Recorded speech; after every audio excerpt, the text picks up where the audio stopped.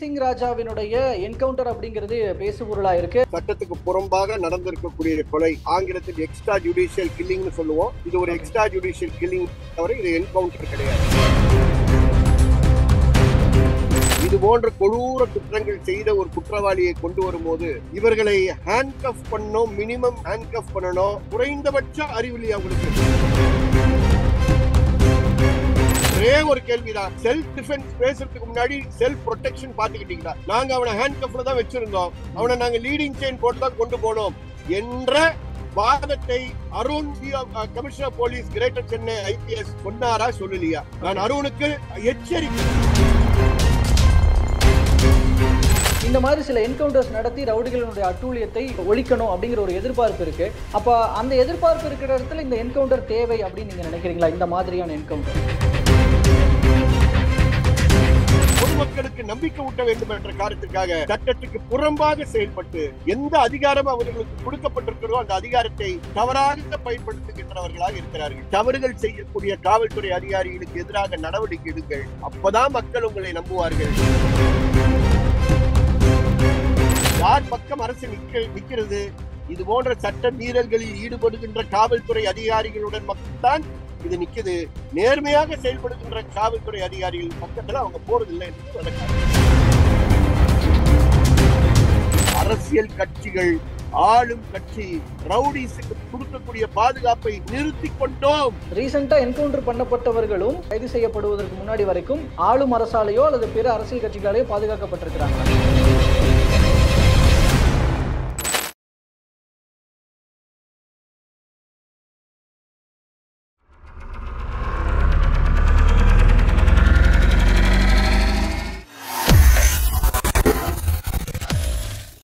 தமிழ் நேயர்கள் அனைவருக்கும் அன்பு வணக்கம். இன்றைய சிறப்பு நேர்காணலில் நம்மோடு இணைந்திருக்கிறார் வழக்கறிஞரும் பீப்புள்ஸ் வாட்ச் மூவ்மெண்டினுடைய தலைவருமான திரு ஹென்றி அவர்கள். அவரிடம் தற்போது பேசுபொருளாக உள்ள என்கவுண்டர் விவகாரம் குறித்து பேசலாம். சார் வணக்கம் சார். சார் இப்போ வந்துட்டு முக்கியமா சிங் ராஜாவினுடைய என்கவுண்டர் அப்படிங்கிறது பேசுபொருளா இருக்கு. ஆந்திராவில இருந்து கைது செய்யப்பட்டு வந்தவர் இப்போ சென்னையில வச்சு இப்போ என்கவுண்டர் பண்ணப்பட்டிருக்கிறார். அதற்கு போலீஸ் தரப்பு காரணங்களும் இருக்கிறது. சோ இதுல உள்ளார்ந்து பேசுறதுக்கு முன்னாடி உங்களோட முதல் பார்வை எப்படி இருக்கிறது இந்த என்கவுண்டர் பத்தி? இது யாருக்கும் தமிழ்நாட்டுல சந்தேகமே இருக்காது. என்கவுண்டர் சாவுகள் சட்டத்துக்கு முரணான சம்பவங்கள் என்பதை நிலைநாட்டி பிடிக்கக்கூடிய அமைப்புகளை சார்ந்தவன் நான். ஆகவே இந்த என்கவுண்டரும் அது போன்ற சட்டத்துக்கு புறம்பாக நடந்திருக்கக்கூடிய கொலை ஆங்கிலத்தில் எக்ஸ்ட்ரா ஜுடிஷியல் கில்லிங்னு சொல்லுவோம். இது ஒரு எக்ஸ்ட்ரா ஜுடிஷியல் கில்லிங் தவிர இது என்கவுண்டர் கிடையாது. ஓகே. ஆனா இப்போ இந்த விஷயத்துல தற்காப்புக்காக அவங்க சுட்டது அப்படிங்கிற வகையில அந்த விஷயம் சொல்றாங்க. அந்த இடத்துல போய் பார்க்கும் பொழுது ஆயுதங்கள் அங்க பதுக்கி வைத்திருந்த ஆயுதங்களால தாக்க முயன்றார் அப்படின்னு சொல்லும் பொழுது ஒரு தற்காப்புக்காக இது நடத்தப்பட்டதாக சொல்லப்படுவதில் நீங்க என்ன சந்தேகிக்கிறீங்க? இது மட்டும்தான் எப்பொழுதும் அவங்களால சொல்ல முடியும். காரணம், சட்டத்தில் அவர்களுக்கு இருக்கக்கூடிய ஒரே ஒரு பாதுகாப்பு நாங்கள் செல்ஃப் டிஃபென்ஸ்ல செய்தோம்னு சொல்லுவது. நான் கேட்பது, ஐபிஎஸ் அதிகாரியாக நீங்கள் உயர் பதவியில் இருக்கக்கூடியவர்களுக்கு இது போன்ற கொடூர குற்றங்கள் செய்த ஒரு குற்றவாளியை கொண்டு வரும்போது புதிய பிஎன்எஸ்எஸ் சட்டம் வந்த பிறகு இவர்களை ஹேண்ட்கஃப் பண்ணணும், மினிமம் ஹேண்ட்கஃப் பண்ணணும், இல்ல லீடிங் செயின் போட்டு மேஜிஸ்ட்ரேட்ட பர்மிஷன் கேட்டு லீடிங் செயின் போட்டு அவரை கொண்டு செல்ல வேண்டும் என்ற குறைந்தபட்ச அறிவில்லை அவங்களுக்கு. பாதுகாப்புக்குரிய நடவடிக்கை எடுக்காமையே நீங்க ஆளை கூட்டிட்டு போறீங்க. இப்படி கொடூர குற்றம் செய்தவரை இதை எல்லாமே காலையில 5:30 மணிக்கு முன்னாடிதான் நடக்கக்கூடிய சம்பவங்கள். திருவங்கட சம்பவம் அதே மாதிரிதான் நடக்குது, இவருடைய சம்பவம் அப்படிதான் நடக்குது. ஆகவே இதெல்லாம் சாதாரண மக்கள் நம்புகின்ற ஒரு சம்பவம் கிடையாது. அவர்களுடைய வாதங்கள் கிடையாது. அதற்கு மாறாக எங்களை கேள்வி கேட்பதற்கு யாரும் இல்லை. எங்களை நியமனம் செய்தவர்கள் என்ன சொன்னார்களோ அதை செய்யக்கூடிய, எஜமான்கள் சொன்ன விஷயத்தை செய்யக்கூடிய ஒரு ஐபிஎஸ் ஆபீசராக நான் ஏடிஜிபி லா அண்ட் ஆர்டர் பொறுப்பெடுத்திருக்கிறேன் என்று ஒரு ஆளும், இன்னொருவர் அதே பொறுப்பு எனக்கு கமிஷனர் போலீஸ் என்று கொடுத்தார்கள் என்று இன்னொருவரும் கொண்டு செல்லுகின்ற ஒரு நாடகம் என்பதை மிக வருத்தத்துடன் பொறுப்புடன் கூற கடமைப்பட்டிருக்கு. ஓகே. இதுல இப்ப நீங்க சொல்லும் பொழுது முன்னாடி திருவேங்கடம் என்கவுண்டர் அந்த மாதிரி இருக்குன்ற பொழுது நான் அப்படியே கம்பேர் பண்ணும் பொழுது ஆம்ஸ்ட்ராங் வழக்குக்கும் இந்த என்கவுண்டருக்கும் தொடர்பில்லை அப்படிங்கிறது காவல்துறை தரப்புல இன்னைக்கு சொல்லப்பட்ட தகவலாக இருக்கிறது. அதை எப்படி பார்க்கறீங்க? அதற்கும் இதற்கும் சம்பந்தம் இல்லை. நேற்று வரைக்கும் அவர்கள் சொல்லியது இந்த சிசிங் ராஜா நாங்கள் பிடிப்பது ஆம்ஸ்டாங் வழக்குல பிடிச்சோம்னு சொன்னாங்க. இன்னைக்கு என்கவுண்டர் முடிப்பாடு ஒரே வழக்கில் 2 பேர் என்கவுண்டரா என்று வந்தவுடன் அவரை இல்ல நாங்க நார்த் ஜோன்ல இல்ல சவுத் ஜோன்ல நாங்க பிடிச்சோம்னு சொல்றாங்க. காவல்துறை கஸ்டடியில் இருக்கக்கூடியவர்களை எது வேணுமானும் அவங்க மாத்தி சொல்லுகின்ற ஒரு வாய்ப்பு அவர்களுக்கு இருக்கக்கூடிய காரணத்தினால் இது நீலாங்கரை என்ற ஒரு இடத்தை அவங்க பிக்ஸ் பண்ண காரணத்தினால இதை சவுத்னு சொல்லிடுறாங்க. அவன் ஒரு குற்றவாளியா இருக்கக்கூடிய காரணத்தினால கண்டிப்பா அவருக்கு ஒரு பெண்டிங் கேஸ் நீலாங்கரை ஏரியால இருக்கக்கூடிய வாய்ப்புகள் இருக்கு. அதனால அவங்க நீலாங்கரையை ஜஸ்டிஃபை பண்றதுக்காக இதை பண்ணியிருப்பாரு. நான் இல்லைன்னு சொல்ல, ஆனா அவர்களுடைய முரண்பாடை பாருங்கள் என்று கூறுகிறேன். ஒரே ஒரு கேள்விதான், செல்ஃப் டிஃபென்ஸ் பேசுறதுக்கு முன்னாடி செல்ஃப் ப்ரொடெக்ஷன் பாத்துக்கிட்டீங்களா? நாங்க செல்ஃப் ப்ரொடெக்ஷனுக்கு நாங்க ஃபுல்லி ஆர்ம்டா போனோம், நாங்க அவனை ஹேண்ட் கப்ல தான் வச்சிருந்தோம், அவனை நாங்க லீடிங் செயின் போட்டு தான் கொண்டு போனோம் என்ற வாதத்தை Arun commissioner police greater Chennai IPS சொன்னாரா சொல்லலையா?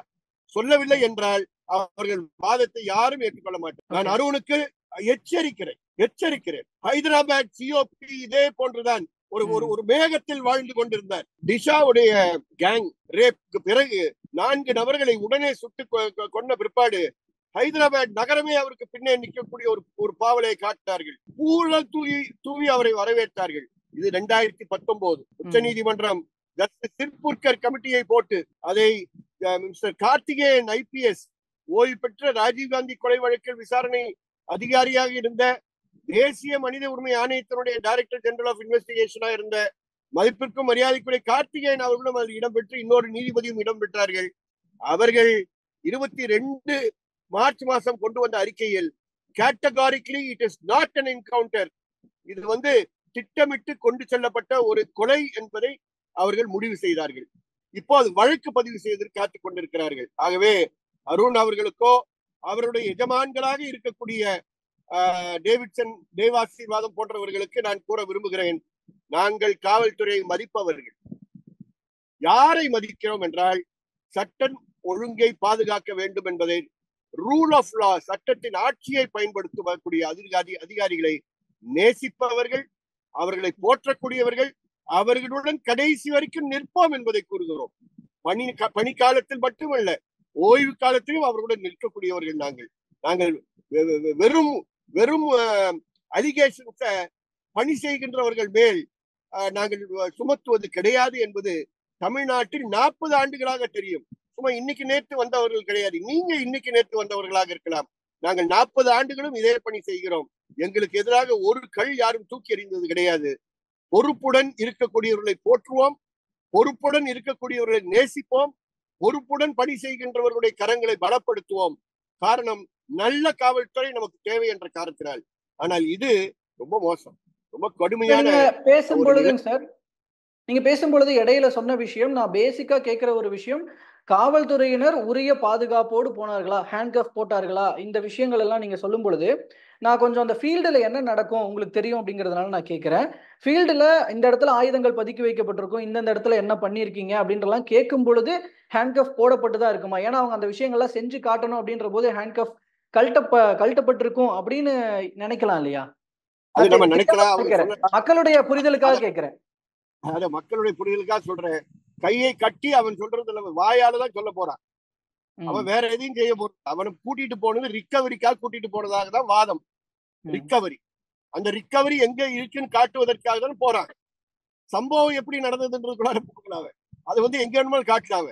ஆனால் அந்த நேரத்தில் அவனுடைய கைகள் ஏன் ஹேண்ட் கஃப் போட்டு புதிய BNSS சட்டம், அதாவது புதிய குற்றவியல் நடைமுறை சட்டத்தின் கீழ் உங்களுக்கு குடிக்கப்பட்டிருக்கக்கூடிய அதிகாரம், உங்களுக்கு எல்லாம் வகுப்புகள் நடத்தி இருக்கிறேன்னு எல்லாம் பீத்திக் கொண்டு இருக்கிறார்களே, நீங்கள் ஏன் அந்த உரிய பாதுகாப்பை எடுக்கவில்லை? அவ்வளவு பெரிய கொடூர குற்றவாளியாக இருக்கக்கூடிய அவனை எப்படி லீடிங் செயின் போடாமல் கொண்டு சென்றீர்கள்? இப்படிதான் நீங்கள் ரவுடிகளை கடைபிடிக்க வேண்டிய, அவர்களை பிடிக்க வேண்டிய ஒரு ஒரு ஒரு ஒரு ஒரு ப்ரொஃபஷனலிசமோட நீங்க செயல்படுகிறீர்களா என்ற கேள்வி எழும்புகிறது. இல்ல இப்போ சிசிங் ராஜா பத்தின உங்களுடைய அந்த அவர் பின்னாடி என்னென்ன செஞ்சிருக்கிறார், அவருடைய கடந்த காலங்கள் எப்படி இருக்கிறது அப்படின்றதுல கொஞ்சம் பொருத்தி பார்க்கும் பொழுது, இங்க இந்த வழக்கோட சம்போ செந்தில் தொடர்பு படுத்தப்படுகிறார். இப்போ அவர் இங்க வரணும் அப்படின்ற போது இங்க அவர்களுக்கு எதிராக இருப்பவர்கள் களையெடுக்கப்படுகிறார்கள்ன்ற ஒரு பார்வை ஏதாவது இருக்குங்களா உங்களுக்கு? சில அரசியல் விமர்சகர்கள் வைக்கிறப்ப நான் இன்வெஸ்டிகேட்டிங் ஆபீசர் கிடையாது. அதுக்குன்னு சம்பளம் வாங்கிக்கிட்டு போலீஸ் துறை இருக்கு. இது அவருடைய பணி. நாங்கள் சித்திரவதை இல்லாத சமுதாயம் தமிழகத்தில் இருக்க வேண்டும். அதை சமூக நீதி பேசுகின்ற திமுக அரசு கொண்டு வர வேண்டும். அதற்கான ஒரு சிறப்பு சட்டத்தை கூட கொண்டு வர வேண்டும். மற்ற கட்சிகளுக்கும் எங்களுக்கும் வித்தியாசம் இருக்கு என்று சொல்லுகின்ற திமுக அரசு அப்படி வித்தியாசங்களை சித்திரவதையிலும் காட்ட வேண்டும். சித்திரவதைக்கு எதிரான சட்டத்தை கொண்டு வருவதற்கு தயார் நிலையில் இருக்கக்கூடிய ஒரு ஆட்சி தான் இது என்பதை கொண்டு வர வேண்டும் என்ற நோக்கத்துடன் தான் இதெல்லாம் பேசுகிறோம் தவிர சும்மா அரசியல் தேவைகளுக்காக பேசுபவர்கள் நாங்கள் அல்ல என்பதை பொறுப்புடன் கூற விரும்புகிறேன். ஓகேங்க சார். இங்க மக்கள் எதிர்பார்க்கிறாங்க, குற்ற சம்பவங்கள் அதிகரிக்கும் பொழுது இந்த குற்றத்தை எல்லாம் குறைக்க வேண்டிய ஒரு தேவை ஏற்படும் பொழுது அதற்குரிய அழுத்தமும் காவல்துறைக்கு ஏற்படும் பொழுது மக்களுடைய எதிர்பார்ப்பாகவும் இருக்கிறது இந்த மாதிரி சில என்கவுண்டர்ஸ் நடத்தி ரவுடிகளினுடைய அட்டூழியத்தை ஒழிக்கணும் அப்படிங்கிற ஒரு எதிர்பார்ப்பு இருக்கு. அப்ப அந்த எதிர்பார்ப்பு இருக்கிற இடத்துல இந்த என்கவுண்டர் தேவை அப்படின்னு நீங்க நினைக்கிறீங்களா? இந்த மாதிரியான என்கவுண்டர்ஸ் அதே வாதத்தை கொஞ்சம் வித்தியாசமா சொல்லி பாக்குறேன். மக்களுக்கு லஞ்சம் கொடுக்க கூடாதுன்னு ஆசைப்படுகிறாரு. லஞ்சம் இல்லாத சமூகம் இருக்க வேண்டும் என்று ஆசைப்படுகிறாரு. கல்வித்துறையில லஞ்சம், மருத்துவத்துறையில லஞ்சம், மைன்ஸ் லைசன்சிங்ல லஞ்சம், நீங்க ஆர்டிஓ ஆபீஸ்ல லஞ்சம், பிடிஓ ஆபீஸ்ல லஞ்சம், எங்கே சென்றாலும் லஞ்சம் என்ற ஒரு சூழல் இன்று நடந்து கொண்டிருக்கிறது கூட மக்கள் பேசிக் கொண்டிருக்கிறார்கள். ஆகவே லஞ்சம் வாங்கக்கூடிய அதிகாரிகளுக்கு விஜிலன்ஸ் அண்ட் ஆன்டி கரப்ஷன் தேவையில்லை. அவர்களையும் நாம் மக்களுக்கு நம்பிக்கை ஊட்ட வேண்டும் என்ற காரணத்திற்காக போய் சுட்டு விடுவோம் என்று செய்ய தயாராக இருக்கிறார்கள் அந்த அரசு. இது என்ன வாதம்? ரூல் ஆஃப் லா என்று சட்டத்தின் ஆட்சின்னு ஒண்ணு வந்த பிற்பாடு நான் சுட்டுதான் மக்களுக்கு நம்பிக்கை ஊட்ட வேண்டிய ஒரு நிலைக்கு தமிழகம் தள்ளப்பட்டிருக்கிறது என்றால் அதுக்கு பொறுப்பு இந்த ஆட்சி எடுக்க வேண்டும். ரவுடிகளை யார் பாதுகாக்கிறா? ஓப்பனா கொஸ்டினுக்கு வருவோம். ரவுடிசத்தை கண்டெம் இருக்கக்கூடாது என்று முதலாளாக நான் நிற்க தயாராக இருக்கிறேன். அவர்களுக்கு முதல் பாதுகாப்பு யாரு?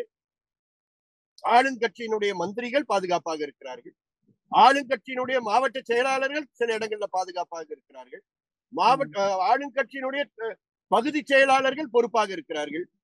எதிர்கட்சியினுடைய பொறுப்பாளர்கள் இவர்களை பாதுகாக்கிறார்கள்.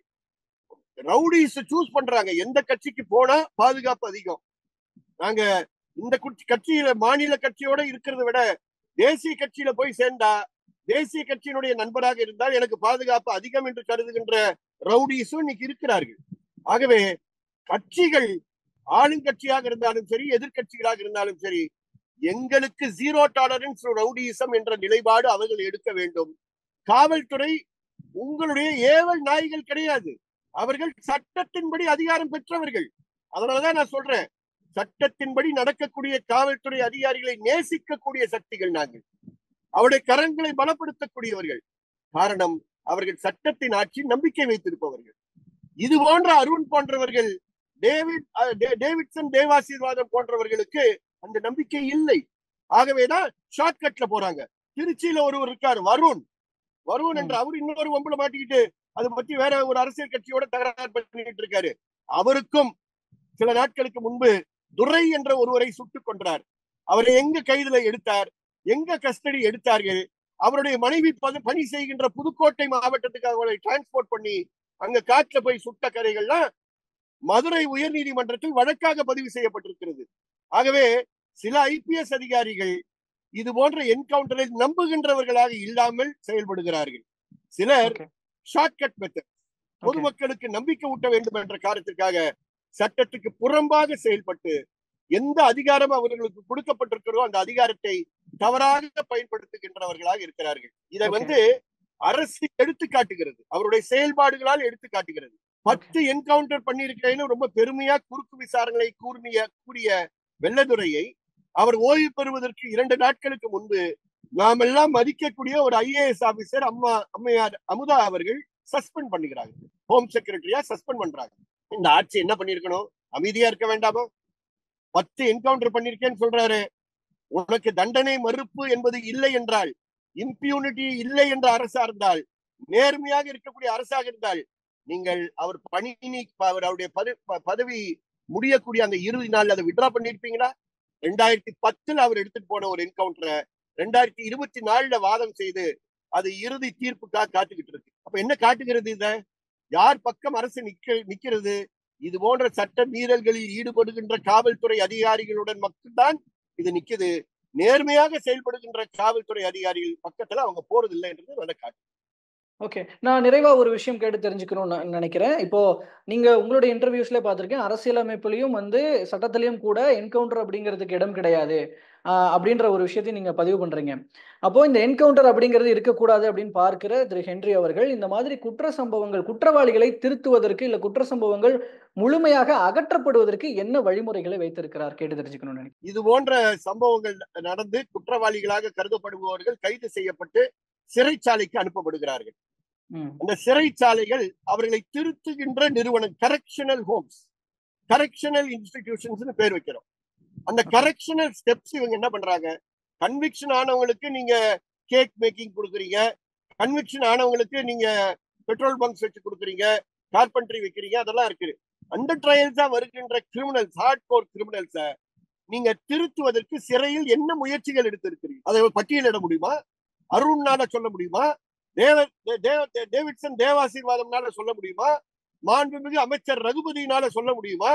நீங்க சிறையில் என்ன பண்றீங்கன்னா, இவன் இந்த சாதியை சார்ந்தவனா இந்த பிளாக்ல போடு, அவன் அடுத்த சாதியை சார்ந்தவனா இந்த பிளாக்ல போடுறதுதான் PhD இன் மர்டர் ஆக்குறது. எங்கன்னா அந்த ஸ்கீம் போடுற இடமே சிறைச்சாலையாக இருக்கு என்பது வெட்கத்தை விட்டு நான் இந்த நேரத்தில் கூறுகிறேன். ஆகவே ஏதோ காவல்துறையை திட்டுவதற்காக பேசுகிறோம் என்றெல்லாம் நான் கூறவில்லை. மாற்று வழிகள் இல்லை. துறை ரீதியாக கிரிமினல் இன்வெஸ்டிகேஷன்ல உங்க ப்ராசிக்யூட்டர்ஸ் எல்லாம் திறமையான ப்ராசிக்யூட்டர்ஸ் வச்சிருக்கீங்களா? நான் கேட்கிறேன், எத்தனை எஸ்பி மர்டர் கேஸ் நடக்கும் போது முன்னாடி வந்து 3 மாவட்டங்கள், இப்போ 3 மாவட்டங்கள் இருப்பதற்கு ஒரு எஸ்பி இருந்தார். ஒரு முக்கியமான மர்டர் ட்ரையல் நடக்குதுன்னா எஸ்பி நேரடியாக செஷன்ஸ் கோர்ட் நீதிமன்றத்தில் அமர்ந்து அதை பார்க்கக்கூடிய காலகட்டம் இருக்கு. இன்னைக்கு எத்தனை எஸ்பி கோர்ட்டுக்கு போறாங்க? எல்லாம் ஏசி ரூம்ல உட்காந்து யாரோ இன்டெலிஜென்ஸ் சொல்ற வேலையில வைத்துக் கொண்டு தான் இருக்கிறார்கள் தவிர கீழே இருக்கக்கூடியவர்களுக்கு ஒரு தரமான இன்வெஸ்டிகேஷன் கொண்டு சென்று நம்ம வந்து சாட்சிகளை பாதுகாக்கின்ற வழிமுறைகள் ஏதாவது எடுத்திருக்கிறார்களா? கிடையாது. அப்ப மக்கள் சொல்லுவதற்கு பயப்படுவார்கள். அப்ப இது போன்ற விஷயங்களில் நீங்கள் கவனம் செலுத்தினால்தான் ரவுடிசத்தை நிறுத்த முடியும். அரசியல் கட்சிகள், ஆளும் கட்சி ரவுடிஸுக்கு கொடுக்கக்கூடிய பாதுகாப்பை நிறுத்தி கொண்டோம். we have zero tolerance towards corruption சொன்னீங்க. மக்கள் யதார்த்தத்தை பார்த்துட்டாங்க. we have zero tolerance towards police torture என்று சொல்லுங்கள் என்று நாங்கள் கேட்கிறோம். நான் கடைசியாக சொல்ல விரும்புவது, உயர் நீதிமன்றம் இதை பார்த்து அமைதியாக இருக்கக்கூடாது. ஏதோ நாங்கள் வழக்கு தொடர்ப்போம், நீங்கள் வழக்கு நடத்துபவர்களாக நீதிபதிகளாக இருக்க வேண்டும் என்பதெல்லாம் இது நிலை இல்லை. மிக மோசமான நிலைக்கு நாம் போய்கொண்டு இருக்கிறோம். இதை திருத்த வேண்டும் என்றால் சென்னை உயர் நீதிமன்ற நீதிபதிகள் 60 பேர் இருக்காங்க. இன்னைக்கு இன்னும் 3 பேர் சேர போறாங்க. 63 பேர். நீங்கள் சுயமாக சுவமோட்டோவாக ஒரு பொது நல்ல வழக்காக இதை எடுத்து நீங்கள் நம்புகின்ற முறையில் உண்மையை வேகமாக தரமான நீதி இதழ் பெறுவதற்கு நீங்கள் முயற்சி செய்யுங்கள். உங்கள் முயற்சி தான் தமிழகத்துக்கு இப்ப தேவை என்பதை வலியுறுத்துகிறேன். மாநில மனித உரிமை ஆணையமும் அதே போல் உடனடியாக சுவமோட்டோவாக நடவடிக்கை எடுங்கள். இலவச சட்ட உதவி ஆணைக்குழு, உங்களுக்கும் கஸ்டடியில் இருக்கக்கூடியவருடைய உரிமைகளை பாதுகாக்க வேண்டிய பொறுப்பு உங்களுக்கு இருக்கு. நீங்களும் தலையீடு செய்யுங்கள் என்ற கோரிக்கையை நான் மிக மிக பொறுப்புடன் அவர்களுக்கு நான் வைக்க விரும்புகிறேன். நாங்கள் சித்திரவதைக்கு எதிராக இருக்கக்கூடிய கூட்டமைப்பை சார்ந்தவர்கள். அந்த கூட்டு இயக்கத்தில் நாங்கள் இதை ஆரம்பிக்கும் போது திமுக கட்சியும் அதில் உறுப்பினராக இருந்தார்கள் என்பதை பெருமையுடன் கூறுகிறேன். காரணம் இது இது சாத்தான்குளம் சம்பவத்திலிருந்து ஆரம்பிக்கப்பட்ட ஒரு கூட்டு இயக்கம். ஆகவே இந்த கூட்டு இயக்கத்தின் சார்பாக, இந்த கூட்டு இயக்கம் வந்து யாரையோ திட்டுவதை விரும்புகின்ற கூட்டு இயக்கம் இல்ல, மாற்றங்கள் வர வேண்டும் என்று நினைக்கக்கூடிய கூட்டு இயக்கம். ஆகவேதான் கேட்கிறோம், இதை திருத்த வேண்டும் என்றால் சைலேந்திர பாபு கொண்டு வந்த 41 கைட்லைன்ஸ் சங்கர் ஜிவால் மறந்து விட்டாரா? இல்ல அருணுக்கு தெரியாதா? இல்ல டேவிட்சன் ஆசீர்வாதத்துக்கு தெரியாதா? தயவு செய்து இருக்கக்கூடிய சட்ட ரீதியான வழிமுறைகளை, ரூல்ஸ் அண்ட் ரெகுலேஷன்ஸ் பிளஸ் இது மாதிரி புரோட்டோகால்ஸ மதிக்கக்கூடிய ஒரு அரசாக இது மாதிரி தவறுகள் செய்யக்கூடிய காவல்துறை அதிகாரிகளுக்கு எதிராக நடவடிக்கை எடுங்கள். அப்பதான் மக்கள் உங்களை நம்புவார்கள். அப்பதான் தவறு செய்கின்ற காவல்துறை அதிகாரிகள் தயங்குவார்கள். இல்லைன்னா இந்த 17 பேர் ஸ்டெர்லைட்ல தப்பிச்சுட்டு போயிருக்காங்க பாருங்க, இந்த 16 பேரை சுட்டு கொன்னு போயிருக்காங்க பாருங்க, அந்த 16 பேரை நீங்க எப்படி இன்னும் பாதுகாத்து கொண்டு இருக்கிறீங்க? அதன் மூலமாக என்ன செய்தி கொடுக்குறீங்களே?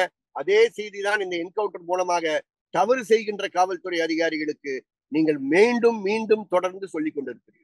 ஸோ இந்த விஷயம் நிறைய விஷயம் சொல்லியிருக்கீங்க சார். நிறைவா நீங்க சொன்னதுலேருந்து ஒரு விஷயம் கேட்கணும்னு தெரிஞ்சுக்கிறேன். ஏன்னா அரசியல் கட்சிகள் வந்து பாதுகாப்பு கொடுப்பதிலிருந்து மாறணும் அப்படின்ற விஷயத்த சொல்லியிருக்கீங்க. அதுல அந்த வகையில இப்போ ரீசெண்டா என்கவுண்டர் பண்ணப்பட்டவர்களும் அந்த என்கவுண்டருக்கு முன்னாடி வரைக்கும் ஆளும் அரசா கைது செய்யப்படுவதற்கு முன்னாடி வரைக்கும் ஆளும் அரசாலேயோ அல்லது பிற அரசியல் கட்சிகளாலேயோ பாதுகாக்கப்பட்டிருக்கிறாங்களா? நான் சொல்லவில்லை. ஆம்ஸ்ட்ராங் வழக்குல கைது செய்யப்பட்டவர்கள் வெவ்வேறு அரசியல் கட்சிகளை சார்ந்தவர்கள் என்று காவல்துறை கூறியிருக்கு. ஊடகங்கள் அதை அவர்கள் சொல்லுவதை கூறியிருக்கிறார்கள். ஆகவே எல்லா கட்சிகளும் இது போன்ற ரவுடிகளுக்கு பாதுகாப்பு கொடுக்கிறார்கள், ரவுடியசத்தை உள்வாங்கி இருக்கக்கூடிய வழக்கறிஞர்களை வைத்திருக்கிறார்கள் என்றெல்லாம் நாம் பார்க்கிறோம். நான் ஏதோ போலீஸை பத்தி சொல்லிடுறேன்னு நினைக்கிறாதீங்க, கட்சிகளை மட்டும் சொல்றேன்னு நினைக்காதீங்க. நான் சார்ந்து இருக்கக்கூடிய வழக்கறிஞர் சமுதாயத்திலையும் இது போன்ற ரவுடிசத்துக்கு பாதுகாப்பு கொடுக்கக்கூடிய ஒரு சமூகமாக மாறி இருக்கு என்ற விஷயமும் இந்த வழக்கு நாம் கற்றுக்கொள்கிறோம். இது எல்லோரும் மாற வேண்டிய ஒரு நிலை ஏற்படுகிறது. ஏதோ ஒரு ஆளை மட்டும் சுட்டி காட்டி விட்டு நாம் தப்பித்து போக முடியாது. எல்லோரும் பொறுப்புடன் இருக்க வேண்டிய இருக்கு.